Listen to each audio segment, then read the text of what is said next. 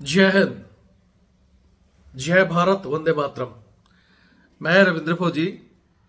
साथियों, सबसे पहले मैं आपको कुछ सीसीटीवी फुटेज दिखाता हूं।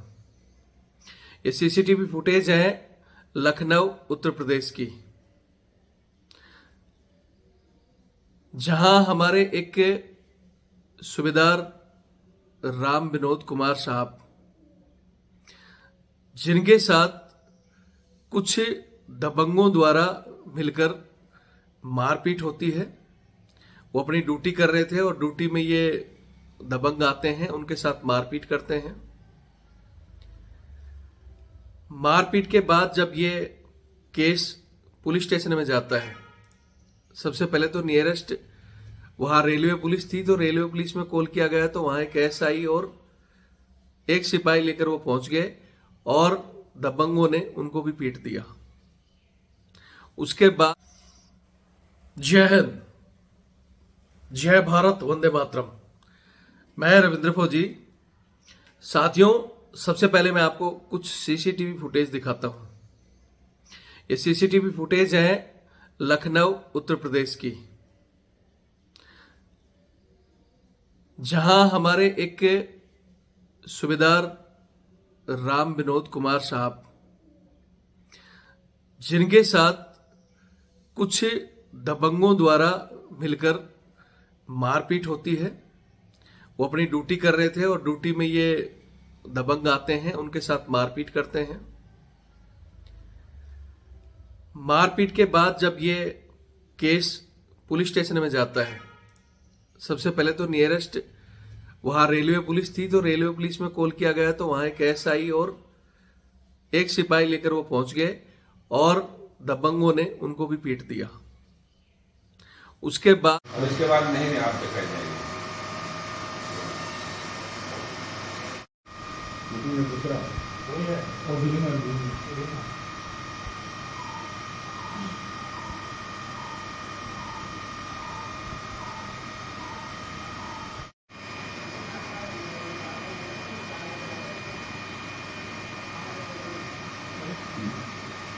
ये कौन है?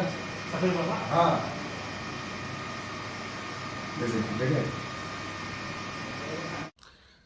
उसके बाद ये पहुंचते हैं थाना मयंक नगर में। वहां पहुंचे, वहां इनकी एफआईआर नहीं लिखी, क्योंकि दूसरी पार्टी भी पहुंचकर थाने में इनको धमकियां दे रही है और पुलिस कह रही है कि सुलेनामा कर लो, नहीं तो दोनों तरफ से ये करना पड़ेगा, आप फंस जाओगे। इस तरह मतलब उसको मामले को शांत करने की कोशिश कर रही है, क्योंकि उस पार्टी की अप्रोच ऊपर तक है। ठीक है।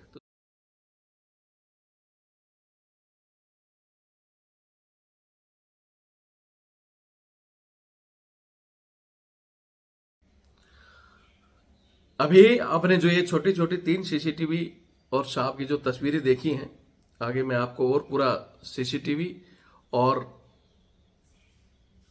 जो वहां के घटना घटी है पूरा मैं बताता हूं। उससे पहले आप ये छोटी सी बात जरूर सुने। सबसे पहले आज इस वीडियो को आगे दिखाने से पहले मैं हमारे साथियों को कहना चाहता हूं कि ये चैनल मैंने आप ही के लिए बनाया है। चैनल को फॉलो करें, सब्सक्राइब करें। आप ये बटन दबाकर रखेंगे सब्सक्राइब का, तो आप चैनल से जुड़ जाएंगे, और बेल आइकॉन को दबाकर रखेंगे तो आपको सारे के सारे वीडियो फर्स्ट प्रायोरिटी में मिल जाएंगे। ये बातें मैं आपको क्यों कह रहा हूं कि आए दिन सैनिकों के साथ ये जो घटनाएं हो रही हैं जगह जगह, हो सकता है कब किसी मोड़ पर आपका भी नंबर हो, और अकेला कोई भी, ना ही तो दबंगों से, ना ही भ्रष्ट प्रशासन से या सिस्टम से कोई नहीं लड़ सकता। लेकिन अगर आप एकजुट हो तो कम से कम आपकी आवाज ऊपर तक पहुंच सकती है और आपको इंसाफ जरूर मिलेगा। अगर आप हमारे से जुड़ना चाहते हो तो मेरा नंबर है 8290354513 8290354513। ये मेरा कॉलिंग और व्हाट्सएप नंबर है। आप लिख सकते हो इस पर कि भाई मैं यहाँ से हूँ और मैं आपसे जुड़ा हुआ हूँ। आपके साथ कोई भी घटना होती है तो आप इस नंबर पर हमारे को भेज सकते हैं, हम आपकी आवाज़ जरूर उठाएंगे। उसी के लिए हम बोलते हैं कि सैनिकों के साथ आए दिन अन्याय अत्याचार होते हैं। जगह जगह छोटे छोटे अपने संगठन बनाओ, घातक टीमें बनाओ, जो इनका इलाज इनकी भाषा में कर सके, चाहे वो कोई भी टिट फॉर टैट जब तक नहीं करोगे तब तक ये घटनाएं रुकेंगी नहीं। लेकिन हम कहते हैं घातक टीम के लिए तो सर मेरा नाम जोड़ लेना, लेकिन अभी हम कहेंगे घटना हो गई वहां पहुंचो तो सर मैं तो आज इधर हूं, मैं उधर हूं, तब तो जुड़ने का कोई मतलब नहीं है।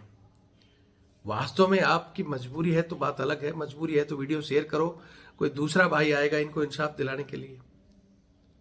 कुछ नहीं कर सकते तो हम कहते हैं कि टीमें हम बढ़ाएंगे, बंदे हमारे पास है लड़ने के लिए, लेकिन इन सब के बाद जब कोर्ट कचहरी और कानून से फेस करना होता है तो उन सब के लिए जरूरत पड़ती है धन की। लेकिन जब धन की बात करते हैं तो आप ये नहीं कि भाई महीने में 100-500 रुपए हम इस चैनल को डोनेट करें, टीम को डोनेट करें, ताकि रविंद्र सर मजबूत टीम और मजबूत काम करें। उसके लिए फिर आप नीचे बस जय हिंद लिखकर भूल जाते हो, जब खुद का नंबर आते हो तो फोन लगाते हो। तो अगर आपको वास्तव में जुड़कर रहना है तो महीने 2 महीने में सहयोग भी करते रहो। यही नंबर मेरा 8290354513 8290354513, ये मेरा फोन पे और पेटीएम से जुड़ा हुआ है, और ये मेरा बारकोड गूगल पे मेरा बंद है, बारकोड को स्कैन करके आप मदद कर सकते हो। आप मदद करोगे तो हम धरातल में काम कर सकते हैं, ऐसी घटनाओं को हाईलाइट भी कर सकते हैं, और वहां अगर हमारी टीम में आप जुड़े हुए हो, एक दूसरे का सहयोग करोगे तो ग्राउंड में जाकर ऐसी घटनाओं में मदद भी हो सकती है। जहां पुलिस एफआईआर नहीं लिखती या कई बार पुलिस ही मारपीट करती है, तो उन सब के इलाज के लिए आपको जरूरत है आज के युग में संगठित रहना। लेकिन अपनी बारी आई तो सर मदद करो, दूसरे की बारी आए तो मैं बाहर हूं, ये हूं, तो फिर आपको भी समय पर मदद नहीं मिलेगी, आप भी कल किसी घटना का शिकार जरूर होंगे। बाहर आने के बाद में जवान, JCO, colonel, brigadier, major general तक को लोग मार के चले गए, कोई कुछ नहीं बिगड़ा है। आपका संगठित होना ही आपको बचा सकता है, नहीं तो ऑन ड्यूटी कर्नल साहब तक के साथ घटना होगी और अभी तक इंसाफ नहीं मिला है। क्योंकि हमारे जो अधिकारियों की रॉयल्टी है, वो रॉयल्टी अब अगले अपने रैंक और एमपी एमएलए के चक्कर में लगी हुई है। सब सेल्फिश हो चुके हैं, और सेल्फिशों का तो यही होता है। फिर बस वो आरोपी, पे, कमीशन, तनख्वाह कब आएगी सबको पता है, 1 ही तारीख आएगी, लेकिन आप वही वीडियो देखते हो कि तनख्वाह आ गई, डीए बढ़ रहा है, जैसे हर महीने डीए बढ़ता हो, पे कमीशन जो समय पर आना है सरकार जब चाहेगी लेकर आएगी, लेकिन आप बस उसी के पीछे भाग रहे हो। अगर आपको रिस्पेक्ट की चिंता ही नहीं कि सिर्फ पैसा बढ़े और जूते पड़ते रहें, तो फिर आप इस चैनल को ना तो देखो और ना ही चैनल से जुड़ो, आपके लिए ये चैनल है भी नहीं। हम हमारे सम्मान के लिए ही लड़ते हैं।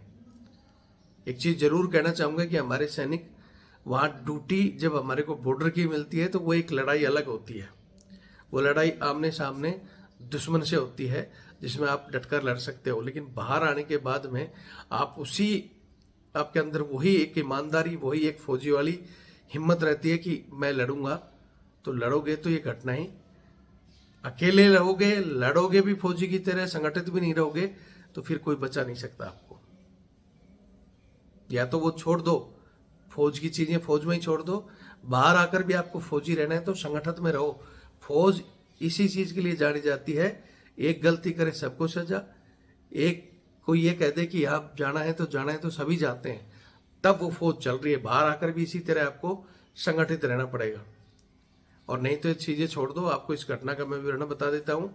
ये सूबेदार राम विनोद साहब जो कि सेना पुलिस में थे, सेना पुलिस से रिटायर्ड होकर अभी रेलवे रिसर्च सेंटर जो लखनऊ में है, RDSO, उसमें ये ड्यूटी कर रहे हैं। जहां इनकी ड्यूटी शाम को 10 बजे से सुबह 6 बजे तक की थी। तो फौजी को जब ड्यूटी मिल जाती है वो अपनी पूरी ईमानदारी और उससे निभाता है। तो यहाँ चारों तरफ इसके रिसर्च सेंटर के रास्ते खुले हुए हैं, जिसमें ग्रामीण लोग आते जाते हैं या जो भी आता जाता है। तो जहां इनकी ड्यूटी थी, रात का समय था, इन्होंने बीच में एक बैरियर ऐसे लगा दिया कि आवारा पशु अंदर न आए और जो आदमी है वो आराम से, आदमी या गाड़ी आराम से निकल जाए। लेकिन उसी दौरान रात को मोटरसाइकिल पर 2 दबंग टाइप के लोग आते हैं और स्पीड से निकालने की कोशिश करते हैं, और वो बैरियर की वजह से टकराकर गिरते हैं।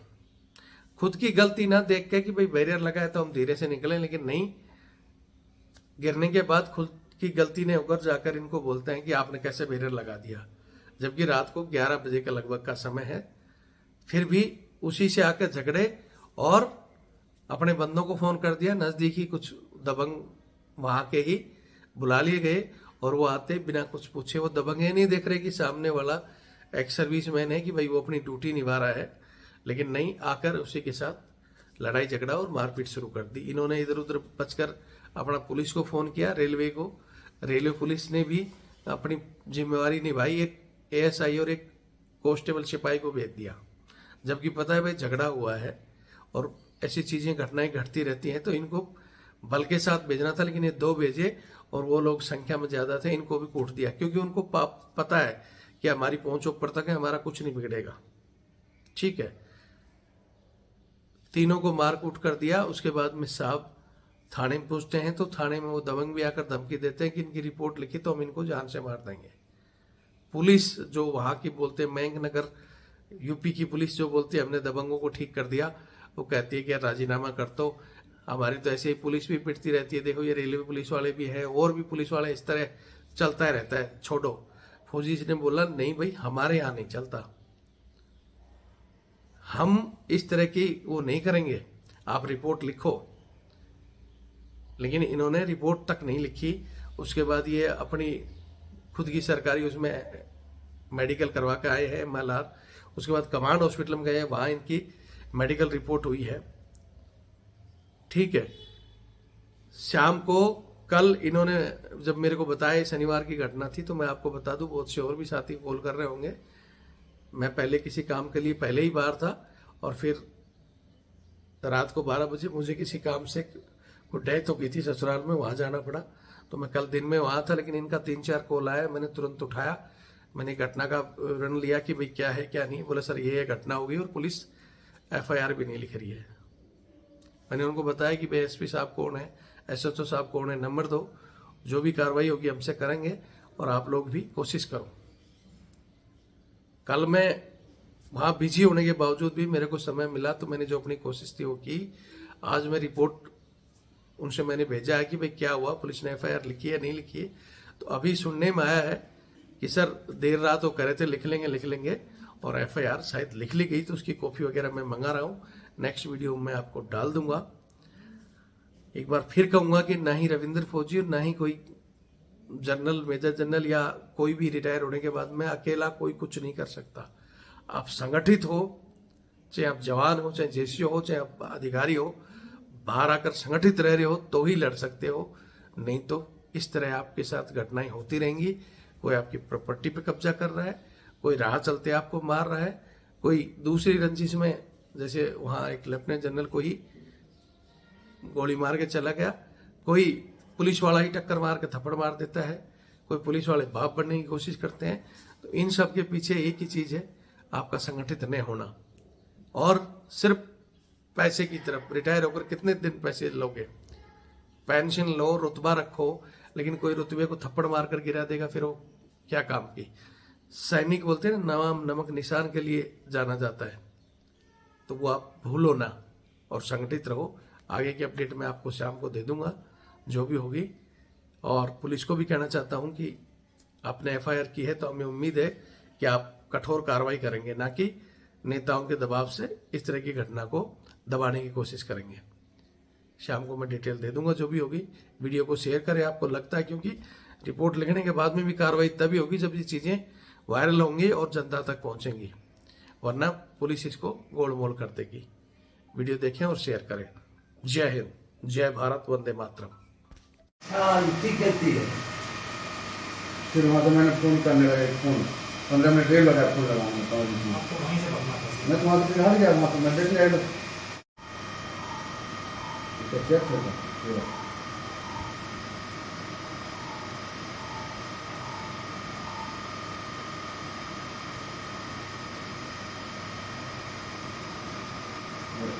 ये तो है, ये दिन में बनता है।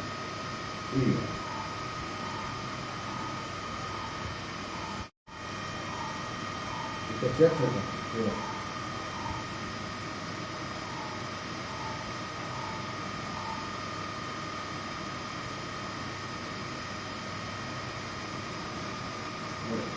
ये तो ये भी नहीं बनता है। ठीक है।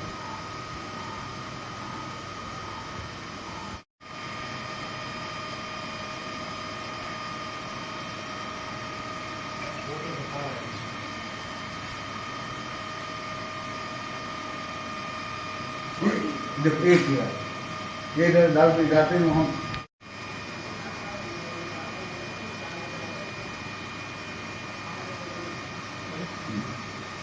ये कौन है?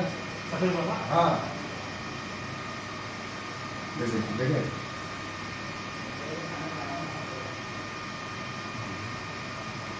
तो और कई उधर से लेना